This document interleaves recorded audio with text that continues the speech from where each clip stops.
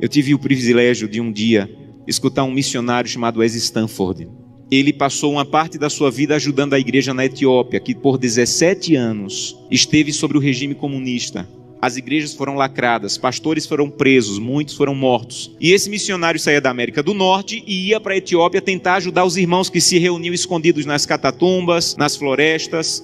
E um dia ele foi na cidade de Sodo, uma cidade no sul da Etiópia, e conheceu um pastor chamado Tadessa Assai. Um homem de Deus que tinha uma especialidade. A especialidade do pastor Tadessa era pregar nos funerais. Onde tinha um funeral, o pastor ia. Então, quando a polícia sabia onde tinha funeral, ia lá porque o pastor estava pregando, pegava o pastor, prendia o pastor, espancava o pastor, soltava o pastor e ele voltava a pregar. E um dia a polícia ficou com tanta raiva que disse assim: nós não vamos mais soltar o pastor Tadessa, ele vai ficar preso agora. E ele pensou: já que eu vou ficar preso, vou pregar na prisão. E levou 22 a Jesus Cristo dentro da prisão. E a polícia disse: não vamos mais soltar o pastor Tadessa, nem vamos mais deixar ele preso, nós vamos matar o pastor Tadessa eletrocutado, para servir de testemunho para que ninguém mais queira seguir Jesus.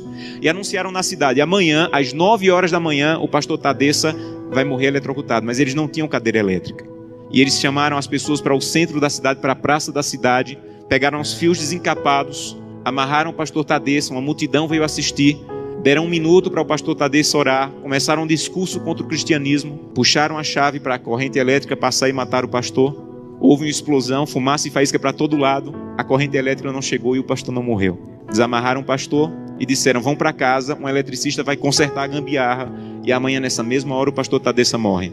E o pastor Tadessa pensou: já que eu vou morrer amanhã, vou passar a noite em oração. E voltou para a cadeia e passou a noite em oração. No outro dia, a mesma coisa. A multidão veio, amarraram o pastor Tadessa, alguém havia passado o dia tentando consertar, puxaram a chave, explosão de novo, fumaça e faísca, a corrente elétrica não chegou. E a multidão começou a apertar tanto, fazer tanto barulho, que a polícia ficou temerosa, desamarrou o pastor e disse assim: vai embora daqui. E esse missionário estava lá e disse que acompanhou o pastor Tadessa e disse assim: pastor Tadessa, o que é que o senhor vai fazer? Um homem que passou 2 vezes pela morte, o que é que o senhor vai fazer? E ele disse assim: tem um funeral e eu soube que tem um funeral, eu vou lá pregar. E ele disse assim: pastor Tadessa, eu represento milhares de cristãos na América e nós estamos orando muito por vocês.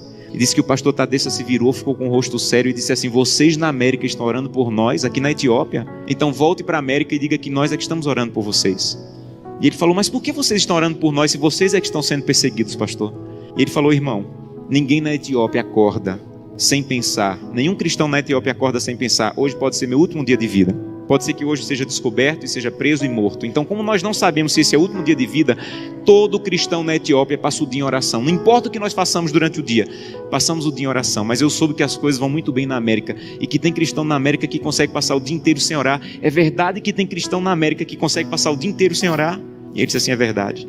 Ele falou: você sabe que é proibido se reunir, mas nós precisamos tanto do corpo de Cristo que mesmo sendo proibido, nós nos encontramos escondidos à noite, no escuro, na floresta, nos cemitérios, porque nós precisamos do corpo de Cristo. Mas eu soube que vocês têm igreja na América em todas as esquinas e vocês podem entrar na igreja a hora que quiserem, que a polícia não vai entrar para espancar vocês. Mas eu soube que na América, no dia de culto, tem cristãos que ao invés de ir para a igreja, ficam em casa assistindo. É verdade que no dia de culto vocês podem ir a hora que quiserem e vocês não vão, vocês ficam assistindo. É verdade que isso acontece na América, irmão? Ele disse assim: é verdade. E ele disse assim: missionário, a minha congregação tinha apenas uma Bíblia e eu fiquei com medo de ser preso e minha Bíblia ser queimada. Então reuni minha congregação e com lágrimas nos olhos eu disse: irmão, eu não tenho como guardar a Bíblia, é o que nós temos de mais precioso. Se eu for preso, ela vai ser destruída. Então eu comecei a rasgar as páginas da Bíblia e comecei a dividir para cada pessoa. Era mais fácil guardar porções da Bíblia do que uma Bíblia inteira com uma pessoa só. E quando eu estou à noite pregando, no escuro, no meio do meu sermão, eu digo: eu preciso de Isaías 53. E alguém lá do escuro começa a recitar do fundo do coração aquela página que ele levou rasgada para casa e decorou. Mas eu soube que na América vocês podem ter 8, 10 Bíblias em casa. E eu soube que tem cristãos na América que, apesar de terem 8, 10 Bíblias em casa, passam uma semana sem ler a Bíblia. É verdade? E ele disse assim: é verdade, nós é que precisamos de oração. Meus irmãos, urgentemente precisamos de oração. Porque cantamos: breve Jesus voltará. Levantamos a mão no apelo dizendo assim: eu quero voltar para o céu para ser dono de tudo. Mas ainda não estamos indo a Jesus de maneira séria para que Ele arranque o egoísmo do nosso coração e que nós possamos entrar na porta do céu e nós não vejamos a rua de ouro nem a parede de pedra preciosa, mas nós possamos olhar para o rosto maravilhoso de Jesus, aquilo que nós aprendemos a olhar nessa terra.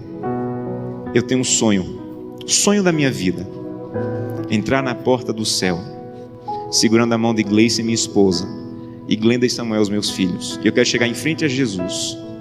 Eu quero dizer: Jesus, cheguei com minha família. Essa aqui é Glenda, Samuel e Gleice.